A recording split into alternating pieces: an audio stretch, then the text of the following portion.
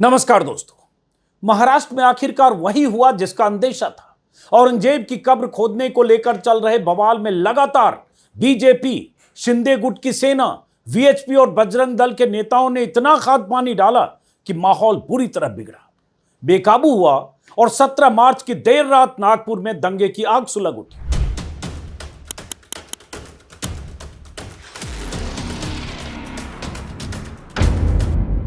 वही हुआ जो बीजेपी, बजरंग दल, वीएचपी समेत तमाम हिंदुत्ववादी ब्रिगेड के दस्ते चाहते थे।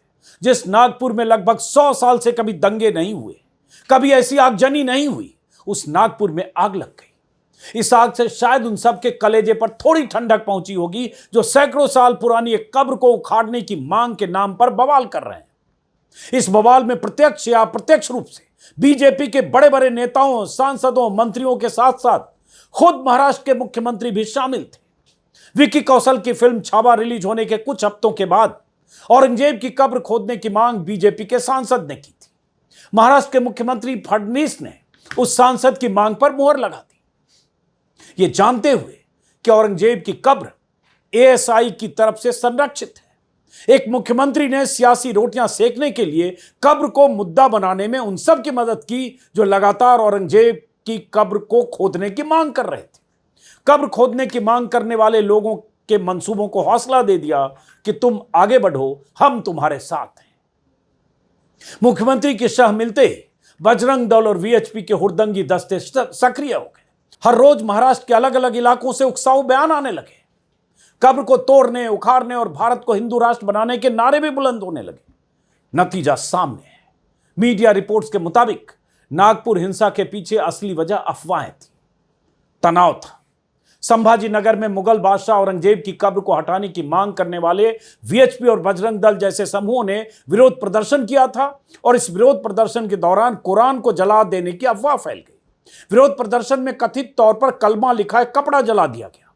इससे मुस्लिम समूहों में व्यापक आक्रोश फैल गया। अफवाह के बाद मध्य नागपुर में सोमवार को तनाव हुआ। इस दौरान पुलिस पर पथराव किया गया।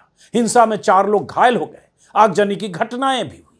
अब मुख्यमंत्री और उप मुख्यमंत्री कह रहे हैं सब कुछ प्लानिंग के साथ हुआ और साजिशन हुआ। तो सवाल यह है कि औरंगजेब की कब्र को उखाड़ने के नाम पर 10 दिनों से बयानबाजी करके कौन दंगे जैसा माहौल बना रहा था? कौन उकसाऊ और भड़काऊ बयान दे रहा था? वो कौन कौन नेता थे? किस किस संगठनों के लोग आए दिन औरंगजेब की कब्र को उखाड़ने के लिए प्रदर्शन और नारेबाजी कर रहे थे? और जरा सोचिए, यह प्रदर्शन हुआ और बवाल हुआ नागपुर में, और वहां से संभाजी नगर और वो इलाका जहां औरंगजेब की कब्र है करीब करीब 500 किलोमीटर दूर है। तो यह सब कौन कर रहा था? अगर दो टूक लहजे में कहें तो महाराष्ट्र में दंगे जैसा माहौल बनाने के लिए जिम्मेदार ये सारे नेता और संगठन हैं। आप मेरी रिएक्शन पूछ रहे हैं नागपुर की घटना पे, लेकिन मुझे यह जानना है कि मुख्यमंत्री कार्यालय से क्यों ना कोई रिएक्शन आई जब अफवाहें फैलने लगी थी।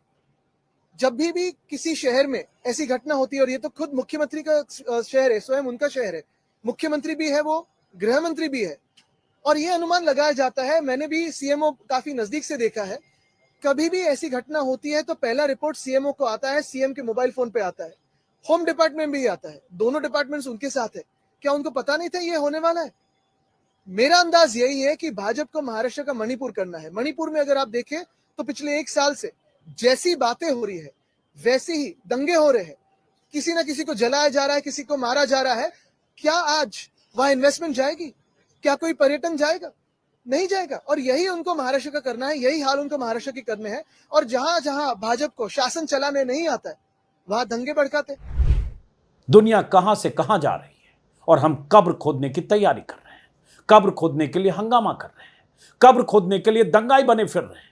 अमेरिका और चीन एआई की दुनिया में डंका बजा रहा है और हम देश में भाईचारे की लंका लगा रहे हैं। अमेरिका स्पेस में फंसे अपने अंतरिक्ष यात्री को जमीन पर उतारने की तैयारी में जुटा है और हम जमीन खोदकर 1707 में यानी 318 साल पहले जमींदोज हो चुके औरंगजेब की हड्डियां उखाड़ना चाहते हैं। हमारा दुश्मन देश चीन कार निर्माण और टेक्नोलॉजी से लेकर एआई तक में हमसे सैकड़ों मील आगे भागा जा रहा है और हम सैकड़ों साल पीछे लौटकर इतिहास के जख्म को कुरेद कर भारत को लहूलुहान करने पर आमादा है। मोदी के दोस्त ट्रंप भारत पर टैरिफ थोप रहे हैं। विदेशी निवेशक शेयर बाजार से पैसे वापस खींचकर चीन में इन्वेस्ट कर रहा है। भारतीय बाजार को 440 वोल्ट के झटके लग रहे हैं और हम कब्र से औरंगजेब की मिट्टी खोदकर देश को नफरत का झटका देने में लगे। आखिर इस देश में हो क्या रहा है, जरा सोचिएगा। स्पॉन्सर ये दंगा था, आप स्टेट इंटरवीन नहीं कर रहा है, इतना मैं जानता हूं। और स्टेट को कोई एलिमेंट है स्टेट में जो ये दंगे पसंद करते हैं, लेकिन इसमें मरता है वो आम आदमी मरता है।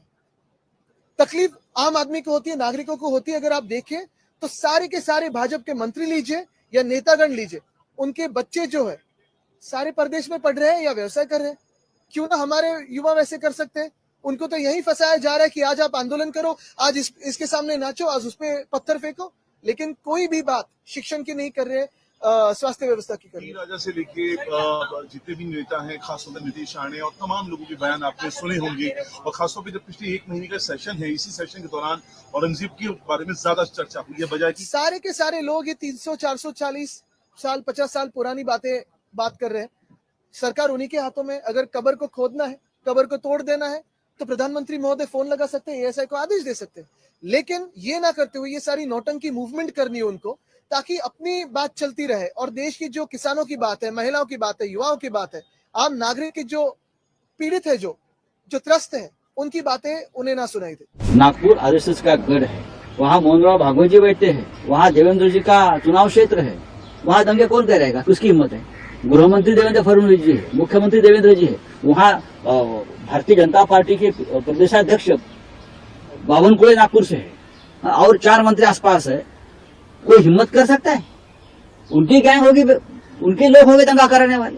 ये एक नया पैटर्न है हिंदुओं को डराने का, हिंदुओं के ऊपर अपने लोगों से हमला करवाने का, हिंदुओं को भड़काने का और दंगा में उसको लाना है। सही कहा संजय राउत ने। महाराष्ट्र में सरकार आपकी, नागपुर से सांसद आपके, सारी एजेंसियां आपकी, फिर दंगे की प्लानिंग कौन कर रहा था?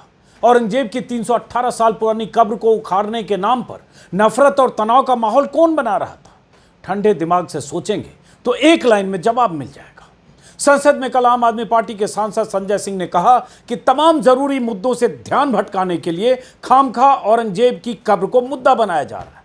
दरअसल बात भी यही है। आप दिन रात औरंगजेब औरंगजेब औरंगजेब औरंगजेब, जनता कह रही है कट गई जेब, कट गई जेब, कट गई जेब, लोगों की जेब कट रही है, आप औरंगजेब औरंगजेब औरंगजेब चिल्ला रहे हैं। अरे हिंदुस्तान की चिंता करो, हिंदुस्तान की चिंता करो, राष्ट्रपिता महात्मा गांधी की चिंता करो। गोडसे के रास्ते पर मत चलो, गोडसे के रास्ते से ये देश आगे नहीं बढ़ेगा, गांधी के आदर्शों पर यह देश आगे बढ़ेगा। आपको तो गांधी की मूर्ति से भी परहेज है, आपने उसको भी हटाने का काम किया। तमाम तरह के संकटों से जूझ रहे महाराष्ट्र को नए झंझावात में फंसाया जा रहा है ताकि बाकी मुद्दे दफन हो जाएं, सवाल न पूछे जाएं।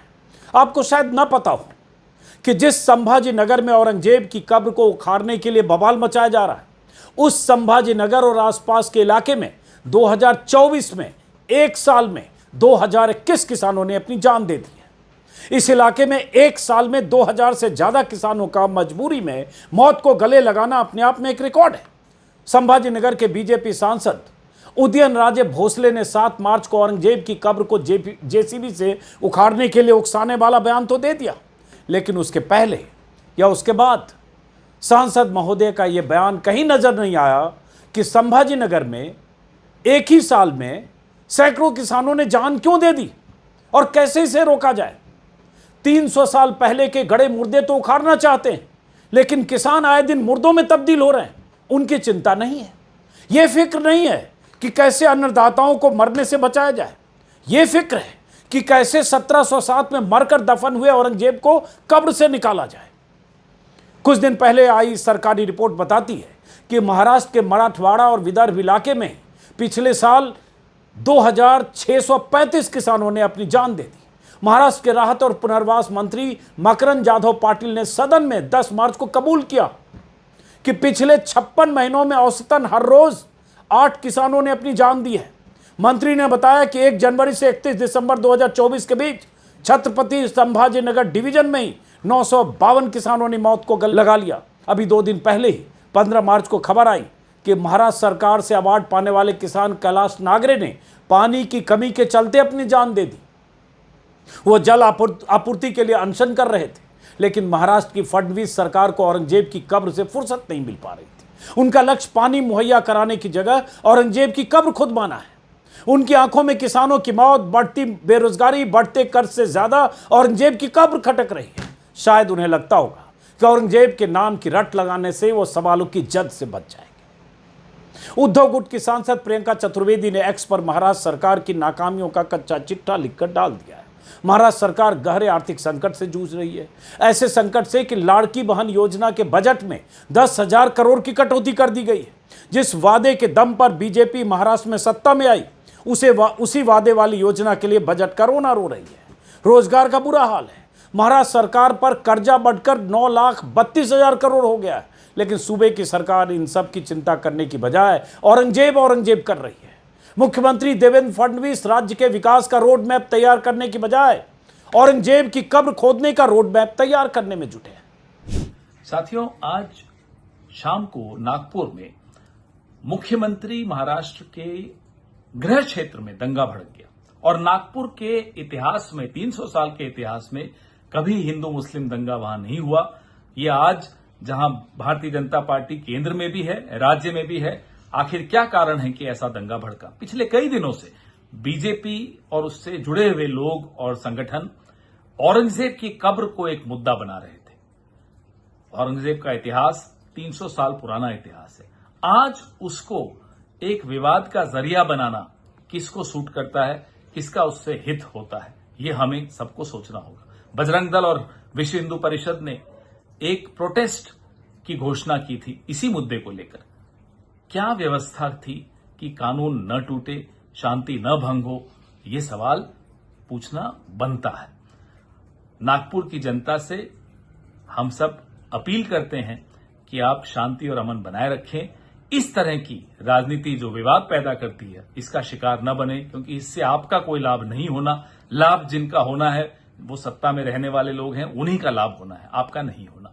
इसलिए विवाद न पैदा करें और नागपुर का 300 साल का एक स्वर्णिम इतिहास है, भाईचारे का इतिहास है, उस इतिहास को बनाए रखें। नागपुर दंगे के बाद महाराष्ट्र के मुख्यमंत्री और उप मुख्यमंत्री ने दंगे की साजिश करने वालों के खिलाफ सख्त कार्रवाई की बात की है, लेकिन उनके खिलाफ कार्रवाई कौन करेगा जो खुद दंगे के लिए माहौल तैयार कर रहे थे, आए दिन उकसाऊ भाषण देकर लोगों को बरगला रहे थे, लोगों में हिंसक प्रवृत्ति पैदा कर रहे थे। अगर नागपुर हिंसा से ठीक 10 दिन पहले और खास तौर से नागपुर में हिंसा भड़कने के पहले के 48 घंटे के बयानों पर गौर करें तो आपको सब समझ में आएगा कि इसकी पटकथा लिखी कैसे जा रही थी। दरअसल विकी कौशल की फिल्म छावा रिलीज होने के बाद औरंगजेब की कब्र के मुद्दे को तूल दिया गया। सपा विधायक अबू आजमी के बयान को ढाल बनाकर हल्ला मचाना शुरू हुआ। सबसे पहले पूर्व सांसद और बीजेपी के लीडर नवनीत राणा ने औरंगजेब की कब्र को उखाड़कर फेंकने की मांग की और कहा, जिसे औरंगजेब की कब्र प्यारी हो उसे घर में सजा ले। इसके बाद औरंगजेब की कब्र पर बयानों की बाढ़ आ गई, जैसे सब इंतजार कर रहे थे। कभी महाराष्ट्र के मंत्री नितेश राणे कह रहे थे कि औरंगजेब की कब्र तोड़ने के लिए हम तैयार बैठे हैं, पहले उसे तोड़ेंगे फिर मीडिया को पता चलने देंगे। सोचिए जरा, यह मंत्री कह रहा था। वो हिंदुओं को उकसाते हुए ये कहने लगे कि अभी हमारे पास 5 साल है, अभी तो हम पिच पर आए हैं। बीजेपी के सांसद उदयनराजे भोसले औरंगजेब की कब्र को जेसीबी मशीन से ढहाने की मांग कर रहे थे। एकनाथ शिंदे भी कह रहे थे कि औरंगजेब देश का दुश्मन है, गद्दार है, उसकी कब्र महाराष्ट्र में नहीं होनी चाहिए। और इन सब पर मुहर लगी फडणवीस के बयान से, जब देवेंद्र फडणवीस मुख्यमंत्री ने कहा कि कब्र को वो हटाना चाहते हैं, लेकिन एएसआई संरक्षित होने की वजह से कानूनी बाधा है। यानी कि महाराष्ट्र में पूरी मशीनरी औरंगजेब की कब्र को तोड़ने के मकसद में जुटी थी। तोड़ने कहें या तोड़ने के माहौल बनाने के मकसद में जुटी थी। विधायक से लेकर मंत्री और मुख्यमंत्री तक के दर्जनों बयान औरंगजेब की कब्र पर आ गए। चैनलों पर लगातार बीते 7-8 दिनों से, 10 दिनों से औरंगजेब की कब्र पर बहसें हो रही है। 50 घंटे की कहें, सैकड़ों घंटे की बहसें हो चुकी है। दर्जनों प्रोग्राम्स बन चुके। बीजेपी के नेता, प्रवक्ता और तमाम ऐसे लीडर्स आकर लगातार हिंदुत्ववादी नेता औरंगजेब की कब्र को उखाड़ने की हिमायत करते हुए, वकालत करते हुए बहसों में हिस्सा ले रहे और दंगाई मानसिकता से ग्रसित वो एंकर्स, पत्रकार, जर्नलिस्ट, एडिटर्स लगातार इस मुद्दे को तूल दे रहे हैं कि वो कब्र को उखाड़ा जाना देश हित में कितना जरूरी है। गोया औरंगजेब की कब्र के उखड़ते ही भारत 5 ट्रिलियन नहीं 10 ट्रिलियन इकोनॉमी वाला देश हो जाएगा और शेयर मार्केट जो गोते लगा रहा है वहां से शेयर मार्केट आसमान की तरफ जाएगा और वो डॉलर के मुकाबले रुपया जो जमींदोज होता जा रहा है, रुपए की हालत पतली होती जा रही है, वो ऊपर जाएगा। पेट्रोल डीजल जो महंगे हैं वो सस्ते होंगे और देश के बेरोजगारों को रोजगार मिलने लगेगा और देश की सारी समस्याओं का समाधान हो जाएगा। कुछ इस तरह से बातें हो रही हैं। उस औरंगजेब की कब्र को खोदने के लिए जिसकी मौत 1707 में हुई, 300 साल से ज्यादा हो गए, पता नहीं उस कब्र के नीचे हड्डियों के अवशेष है भी नहीं, है भी या नहीं, लेकिन कब्र खोदना है। क्योंकि कब्र खोदने के बहाने एक किस्म की राजनीति, एक नफरत की राजनीति, एक धर्म विशेष के लोगों को टारगेट करने का बहाना है और हिंदुत्व के नाम पर ध्रुवीकरण का एक इरादा है। चैनलों पर यही सब हो रहा है और यह लगातार चल रहा था। एक तरफ हिंदुत्ववादी संगठन कार सेवा की धमकी दे रहे थे, दूसरी तरफ सत्ताधारी दल के नेता अपने बयानों से आग में घी डालने का काम कर रहे थे। 17 मार्च को बजरंग दल और विश्व हिंदू परिषद ने औरंगजेब की कब्र हटाने की मांग को लेकर प्रदर्शन का ऐलान कर दिया। 15 मार्च को बजरंग दल के एक नेता नितिन महाजन ने कहा कि अगर सरकार ने कब्र नहीं हटाई तो बाबरी जैसा हाल करेंगे, बाबरी मस्जिद जैसा हाल करेंगे। सीधी सीधी धमकी और चेतावनी। 17 मार्च को वीएचपी के महाराष्ट्र और गोवा के प्रमुख गोविंद शेंडे ने कहा कि देश में क्रूर व्यक्ति का कोई भी चिन्ह सहन नहीं करेंगे। बीजेपी सरकार से अपील है कि हिंदुओं की भावना को समझते हुए औरंगजेब की कब्र को वहां से हटाए। मतलब सबसे बड़ा मुद्दा कब्र, औरंगजेब की कब्र। उसी महाराष्ट्र में तमाम तरह की परेशानियां हैं, किसानों की मौतें हैं, बेरोजगारी है, उद्योग धंधों को लेकर सवाल है, लाड़की बहन योजना को लेकर आर्थिक तंगी है। लेकिन यहां सबसे बड़ा मुद्दा बनाया गया और बनाया जाता। बीजेपी के बड़े बड़े नेता आग में घी डालने के लिए बयान देते रहे। बीजेपी के ही राष्ट्रीय मंत्री सुनील देवधर का बयान आया कि कब्र को ध्वस्त करें, नहीं तो कम से कम उस पर थूकने का इंतजाम करें ताकि लोग आए और थूकें। क्या करना चाहते हैं? वो कब्र तो 300 साल से है। पहले भी बीजेपी की सरकारें थी, वाजपेयी प्रधानमंत्री रहे, 6 साल केंद्र में सरकार रही, जाते सब मिलके उस समय थूकते उखाड़ते। एएसआई आपके अंदर था, अधीन था, केंद्र सरकार के अधीन, करते ऐसी व्यवस्था। अगर इतना ही बड़ा मुद्दा था तो नहीं। और इसकी जरूरत क्या है? क्या फर्क पड़ेगा उससे? क्या औरंगजेब की कब्र को उखाड़ फेंकने, नोचने से और उस कब्र में अगर हड्डियों के कुछ अवशेष हैं या नहीं, उसको खोदकर जमीन से निकाल लेने से देश को क्या हासिल हो जाएगा? क्या करना चाहते हैं आप? यही सनातन है और यही सनातन धर्म है। हिंदू धर्म यही कहता है कि किसी दूसरे धर्म के किसी शख्स की जिसकी मौत 300 साल पहले हो गई हो, चाहे उस पर जितने आरोप हो, कब्र से उसके जमींदोज हुए उसके शरीर के अवशेष अगर कहीं हैं किसी शक्ल में या मिट्टी में मिल चुके अवशेष को खींचकर निकाल लो। ये कहता है धर्म, ये कहता है हिंदुत्व, ये कहता है हमारा सनातन धर्म। यही सीखा है, यही परवरिश है, यही साधु संतों के समाज ने जिस इस धर्म को सींचा, क्या उन्होंने यही सिखाया है, यही पढ़े हैं? लेकिन सवाल यहां धार्मिक आस्था का भी नहीं है, सवाल सनातन और हिंदुत्व का भी नहीं है, सवाल नफरत का है। और यही लगातार हो रहा था। बजरंग दल और बीएचपी की मांग के समर्थन में सत्ताधारी दल के तमाम लोग बयान देने लगे। दंगे वाले दिन ही महाराष्ट्र के मंत्री नीतीश राणे ने विवादित बयान देकर उनकी मांग को हवा दी। जैसा कि मैंने पहले भी कहा, नीतीश राणे ने कहा सरकार अपना काम करेगी, हिंदुत्ववादी संगठनों को अपना काम करना चाहिए। और उन्होंने कहा जब बाबरी ध्वंस हुआ तब एक दूसरे से बैठकर हम बात नहीं कर रहे थे। इतना ही नहीं, इशारों में नीतीश राणे ने यहां तक कह दिया कि आज अहम दिन है और मैं मंत्री के तौर पर खुलकर ज्यादा नहीं कह सकता, कुछ सीमाएं होती है, लेकिन आप मेरे विचार जानते हैं। आगे ये भी कहा कि आज मैं मंत्री हूं, कल शायद ना रहूं, लेकिन आखिरी सांस तक हिंदू ही रहूंगा। जरा सोचिए किस मकसद से, किन इरादों से ऐसी बातें कही जा रही थी सरकार के मंत्री की तरफ से, किस मंशा से ऐसी बातें की गई। और ये सब उन्होंने पुणे में छत्रपति शिवाजी महाराज के जयंती समारोह में 17 मार्च को बयान दिया। सीधे सीधे एक मंत्री लोगों को कब्र तोड़ने के लिए उकसा रहा था। क्या लोगों को उकसाने वाले ऐसे मंत्रियों के खिलाफ कार्रवाई नहीं होनी चाहिए? इसी दिन 17 मार्च को ही, यानी कल, शिवाजी की जयंती पर भड़काऊ भाषण देने में एक्सपर्ट बीजेपी के विधायक टी राजा भी हैदराबाद से महाराष्ट्र पहुंचे। कहां हैदराबाद, कहां महाराष्ट्र। पुणे में एक कार्यक्रम में उन्होंने कहा कि वो औरंगजेब की कब्र हटाएगा, हिंदुस्तान उसे कभी नहीं भूलेगा। टी राजा सिंह ने जोर देकर कहा कि महाराष्ट्र के हिंदू चाहते हैं कि औरंगजेब की कब्र राज्य से हटाई जाए। ये कब सर्वे हो गया? टी राजा ने यह भी कहा कि अब उनका संकल्प भारत को हिंदू राष्ट्र बनाना और औरंगजेब की कब्र हटाना है। औरंगजेब के पोस्टर फाड़ते हुए टी राजा सिंह ने यहां तक कह दिया कि जैसे इस पोस्टर को फाड़ा है वैसे औरंगजेब के चाहने वालों को फाड़ दिया जाएगा। इन सब के बयानों पर गौर करें तो लगेगा बहाना तो औरंगजेब था, लेकिन निशाना कहीं और।